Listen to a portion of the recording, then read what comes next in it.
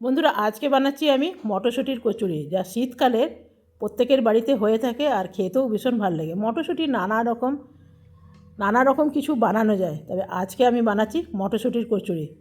প্রত্যেক বছরই হয়, দুবার তিনবার করে তো হয়েই যায়। তো এখানে আমি প্রথমে একটু সেদ্ধ করে নিলাম, আর একদম দানা দানা করে আমি একটু পিষে নিয়েছি, একদম মিহি পেস্ট কিন্তু করব না। দিয়ে দিলাম সঙ্গে একটু জিরে ফোড়ন আর নুন হলুদ দিয়ে ভেজে নেবো। দেখুন, এটা আমার ভাজা ভাজা হয়ে গেছে। জাস্ট একটু জলটা থাকে না, ময়েশ্চারটা, সেটা যেন শুকিয়ে যায়। এরপরে আমি মেখে নেবো একদম গমের আটা, কোনো রকম ময়দা কিন্তু না।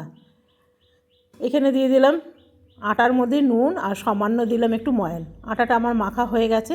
এটা মেখে রাখলে একটু ভালো হতো, কিন্তু আমাকে এখনই বানিয়ে নিতে হবে। আর বেশি পুর কিন্তু ভরা যাবে না, বেশি পুর ভরে দিলে কিন্তু সাইড থেকে ফেটে যেতে পারে। তো একটু হাতে করে একটুখানি এমনি চেপে চেপে ঘুরিয়ে নেবেন, তাহলে কী হবে, ভেতরে পুরটা যে আছে না, পুরোটা লুচির মধ্যে ছড়িয়ে যাবে।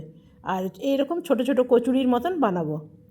তো দেখুন কি সুন্দর ফুলে উঠেছে, এতটা কিন্তু আশা করিনি। দেখুন সুন্দরভাবে ফুলে উঠেছে, আর আমি সবগুলো এইভাবেই বানিয়ে নিয়েছি। আজকে আমার তৈরি হয়ে গেল মটরশুঁটির কচুরি।